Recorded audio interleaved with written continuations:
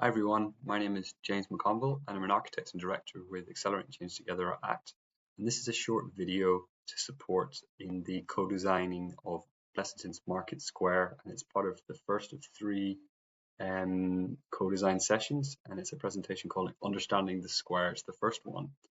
And this video should be watched prior to filling out the survey, which is found within the link if you're coming from YouTube or in the Story Maps website. So there's a survey link tied to this this presentation, and it'll be open for the duration of the development of the project. So this is going to try and be a brief oversight to give an overview of Blessington, its market square, its context, and its past, present, and future opportunities. So in terms of introductions, like I said, this is the first of three engagements. It's held in person on the 12th of August. This is a support and video. There'll be a follow-up on the 30th of September for the reimagining the square, and then delivering the square in October. So from this, depending on when you're watching this video, I really hope you can make the 30th of September in-person event. So in terms of the context, we are looking at Blessington and the market square, which you can see down here highlighted. This presentation will be quite fast and snappy, but the idea is to give a kind of broad overview of the market square and its possibilities. So Blessington sits in County Wicklow, it's beside obviously the Wicklow Mountain National Park, and areas of special areas of conservation. In terms of the history, its name comes from Blessington House, which was built in the 1670s, and then later the Mary's Church was built after, and had additional extensions as well after. And the Blessington Market House and the Downshire Monument after 1865, and there was even a tram all the way to Dublin, and you can see it here in the lovely photograph here. In terms of the development, it was built along the main road. It's quite small, but you can see here the Blessington House with St Mary Church and the axis, the visual axis that existed between that. We found out actually from the first workshop that actually the original axis is maintained with the internal door, not the external door. And it follows straight out as well to Knock Kieran Cottage as well. These are some maps that show the kind of urban development of Blessington all the way to 1995, and you can see the quite large extent of how it has developed. And then in the early 2000s, as it extends past that to 2018, and now you can see it later today, and the various developments that are planned for Blessington and additional kind of parks and residential areas. There's even more, the Blessington Domain and additional housing, and there's lots of other areas zoned for development in the 2025 local area plan. So you can see this axis that still runs through, that has been maintained, and the kind of east-west axis of the main street. In terms of demographics, in terms of the national average, it is a younger town with 37% of under 24, compared to the national average of about 32.5. To the population growth, it is has risen steadily since the 90s, with almost 123% increase even just from the 2000s, and it's projected to grow even further up into the 2030s. In terms of urban analysis, we've looked at the mobility of Blessington in relation to Market Square. So obviously the two main roads, the N81 and the R401. And now there's the existing, obviously, inner relief road that is being implemented, and there's future connecting roads, and there's future extensions as well with this inner relief road. There's a N81 improvement scheme, and the local area plan also highlights additional roads. There's many bus routes that run through the town, particularly along past Market Square. In terms of the There's in terms of the kind of morphology of the town, there's the reservoir, the deer park, the new urban park, Dillonsdown Quarry, the woodlands. And zooming in then now, this map is like zooming into the town itself, and this was produced by our team to understand further the market square in its context of Blessington. You can see the future development plans, a lot of it very close to Market Square. Additional developments planned as part of the local area development plan, and this goes around Market Square again. If you zoom in further to Market Square, you can see the existing situation and then the relationship with the future development. And one of the interesting parts, maybe working with the client being Wicklow County Council, and building off their town centre first plan that was previously has been previously delivered, is to really understand what is the market square, where is the project area. So we have taken within this dashed red line what we define as the market square area. In terms of listed buildings, there's many listed buildings surrounding the market square area. It's Market House, the Downshire Hotel, Downshire Lodge, and a private house. Several private houses that are listed. The West Wicklow House as well, a historic building of interest. And the wonderful Downshire Monument, which we discovered during the first workshop, actually has a room beneath as well. So it's actually a building as well as a monument. It's got a space within it. It's very, very interesting. In terms of site characteristics, we've had a look at the various types of seating, bins, bollards, planters, street lamps. What we can see in our initial study is there's a lot of variation within this. There isn't one coherent kind of style or language of the design in Blessington, so it's a bit higgledy-piggledy in terms of the various styles of street furniture.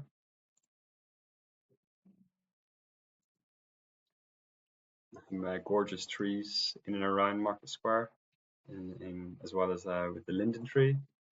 Some young ones that have been planted, and an aspect that was brought up was that the roots are actually causing the tiles to actually come up.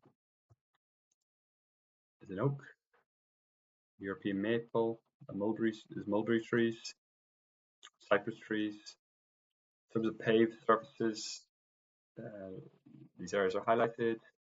Different types of paved surfaces here, and another type here, another type here, fifth type, sixth type, seventh type, an eighth type here, even a ninth type.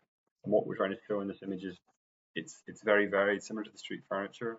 There isn't one coherent language. There's very differing styles and different types within this area. So in terms of urban design principles, there's no kind of coherent language that's speaking to this. It's a lot of kind of ad hoc development that's happened different times and different types of styles that aren't really necessarily speaking to each other. The manholes, which is very important when we're thinking about drainage of the site. So we've kind of mapped the initial rainwater flows, the areas for cars, and the areas for people, and then the green areas, and the areas that aren't accessible to anyone. Private areas, and again you can see the diversity within this small enough area, the different types of area types. And what we've tried to do is just kind of number crunch the areas in relation to cars not being accessible, private and green. What you can see is that the car is the dominant area provision. And if you actually extend back out further and include the main road across and think about it, because in terms of the realm and how you would perceive it, the building's kind of framing it. It's even further dominated by the car, with over half given over to the car, 54%. In terms of pedestrian flows, you can see various ways that people would move in and around Market Square. In terms of the square itself versus people actually traversing and moving through.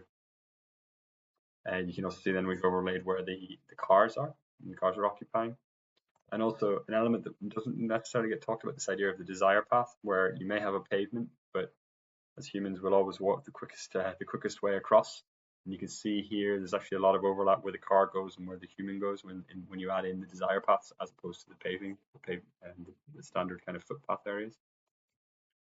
In terms of parking, if we include across the street as well, we're up to 100 car parking spots. And we've got a variety of car parking spots. There's also additional informal car parking spots, which we in our many site visits have seen.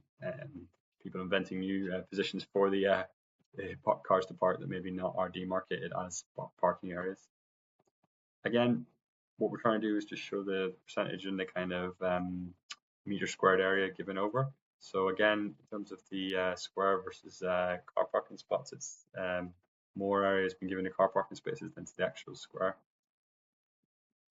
And there's a lot of non-defined, like no defined parking, and that leads to people parking in different ways. That might not be as efficient use of space. We've also mapped the underground residential car parking around the site. So there's one here, which is around over 100 car parking spaces, and then there's been flagged that behind Duns there's actually an additional 2-floor car parking spaces here, 212 car parking spots. So between there's 100 existing. There's already if you look at one level alone, there's more than enough car parking around the square compared to the 100 existing car parking spaces. So wide range of use types here in and around the square in terms of services, between banks, pubs, coffee shops, churches, shops, restaurants, offices. We even discovered during the first workshop there's a lot of service as well. There's solicitors, there's accountants in some of the buildings as well. We've mapped where the active fronts are that activate the street, and the more covered fronts and inactive fronts. We mapped the land deeds, the multiple owners of the site. In terms of shadow analysis, what we decided to look at was just how the square is throughout the day, and I've looked at just the various areas where it's brighter for longer and where it gets overshadowed throughout the day, so we can understand the potential placements of any areas for people to maximize the sunshine. There's also, we think about the development of this market square in the context of the national and global pressures. This includes, obviously, this image here shows the times temperatures being above average and below average, blue denoting below average and red above average. And what you can see is that we are entering a period of rapid warming. And this is obviously having different effects across the world, but it will affect Ireland in its own ways. And one aspect for Ireland will be increased rainfall and the flooding that results from that. Also, in the context of Ireland, we're one of the most, in terms of population increases, one of the highest percentages in Europe, where we're projected to grow from 2017 to 2050 by like almost a third. So it's understanding that the development of the square in relation to our rapid population growth. And the idea that well-designed public spaces can help adapt and mitigate some of these pressures. So we're looking at sustainable urban drainage, which the principles is instead of what traditionally happens is the rainwater goes into the storm water systems and then gets put into the system. It's the idea of letting it land and get slowly seep into the ground, or actually if it goes into the stormwater, but in a slower manner. So we use nature to actually slow down the water. So in this case, the water is being soaked away, and then it can be evaporated off or be used to actually grow in plants. And that can also support flood risk reduction, but also increase biodiversity and carbon absorption as well. And in terms of providing trees and green spaces, also in terms of reducing the air temperature due to like transpiration and the elements that what trees provide. Areas for drinking water and increased public realm attractiveness. So in terms of the brief that what act we're responding to in terms of the Wicklow County Council brief, we've just laid it out in terms of the town centre first objectives.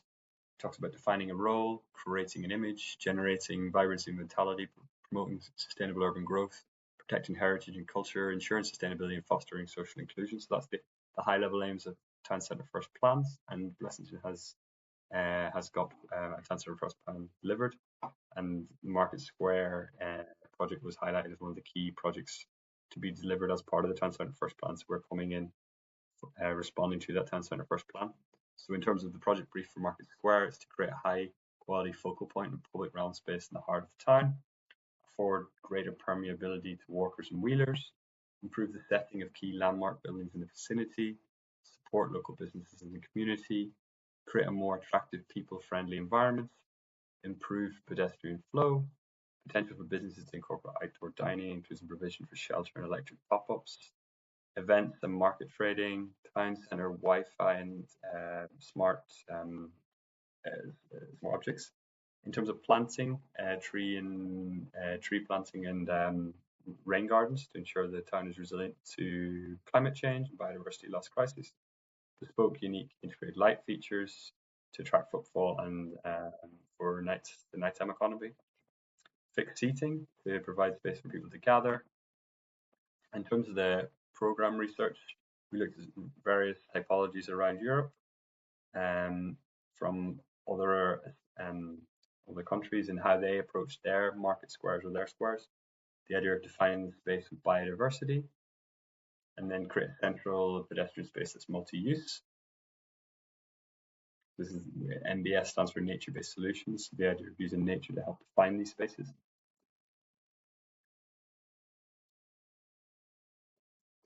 Another example was this idea of the concept of like surface uniformity. So instead of areas being demarcated for cars and demarcated for people, and this kind of dynamic between that, having an idea of a shared space. Now, there has been additional research coming out that demarcating maybe the concept of shared space, the material changes as well to make it more accessible for all.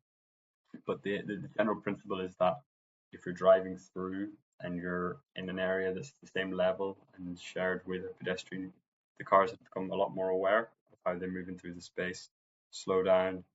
Again, it's and it creates for more, I think, a more visually attractive space as well that can be used by all. And then the furniture helps reinforce defining the space, how you would actually move through it, whether you're on bicycle, pram, or in a car.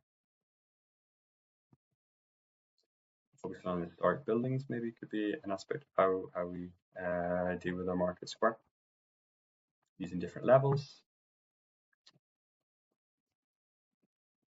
So different approaches to how we can deal with central squares. Having an active fronts and active fronts, where you place your cafe, so you can start activating with outdoor seating and kind of more continental. Maybe we frame it as tables and chairs. How you define the square boundaries also key, and using water to do that potentially. The relationship between the car and the pedestrian, again, here's an example where there is a two-lane traffic passing past the square, but how you can use design to actually create spaces where, even though it's a very narrow space, you create a space that is like kind of sheltered from the car, but allows people to then focus in on the shops on the other side, but using nature as well to create those kind of very natural boundaries between them. A mixture of biodiversity in the water and the seating to do that in what is 20 meters wide of quite a relatively narrow kind of square. An Irish example, I know we've used a lot of European, but looking closer to home in Clonakilty has been a good example of how design and making more spaces for people has improved the quality, the urban realm quality of Clonakilty. Places to gather, places to sit and have a chat, bringing nature in, respecting the history and allowing for community. So in terms of the users, what we're thinking with the market square, it's like who is our potential users of the square, and we've looked at a range of different potential user types for the square. So like obviously children, families, shoppers, the elderly, being making sure it's space accessible for all people with disabilities, a place to meet for meetings, for relaxing, playing, for connecting, and trying to create a space that is adaptable for all different types of uses that population may want to use in terms of the public space. Make sure that we design the space accordingly. And how do we use space?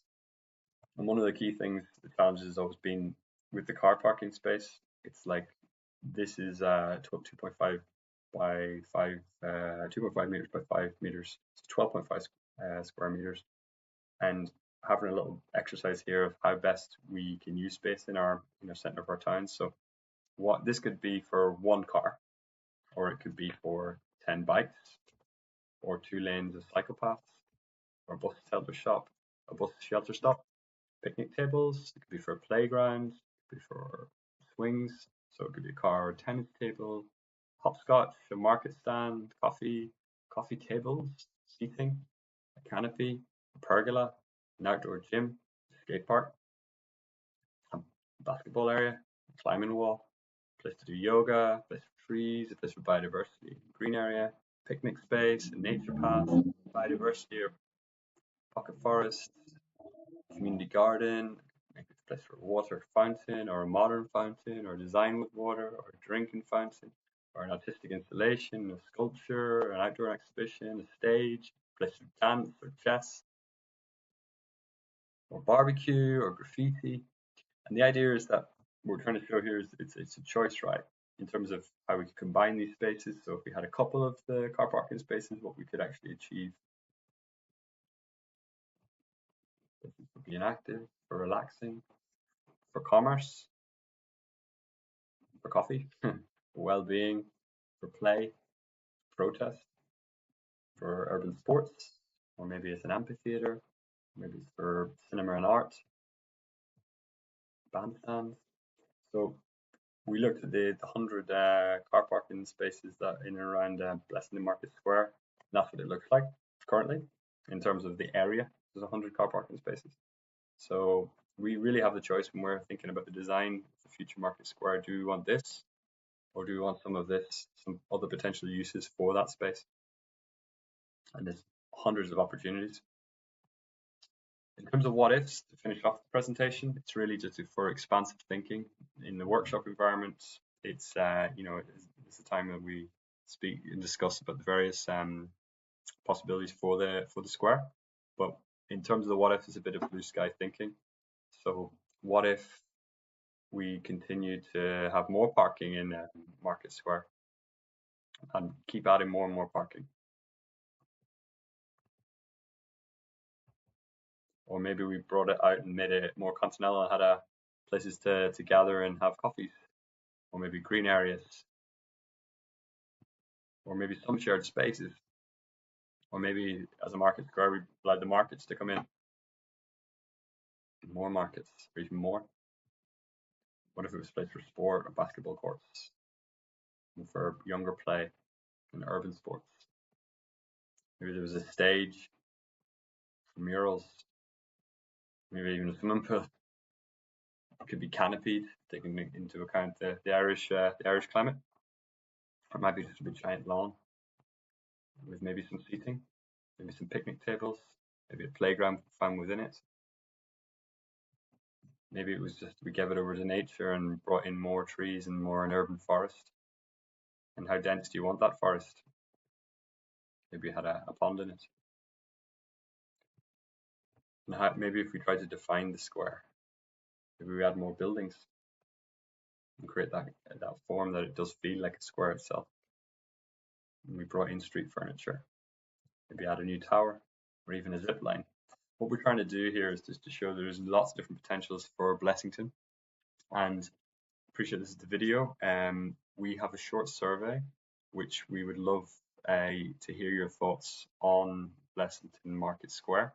So I'm going to finish now and say, if possible, now you're able to have a look at the Understanding the Market Square survey, and we would love to hear your thoughts about what you perceive of Market Square and what you would like to see in the future potentials of the Market Square design.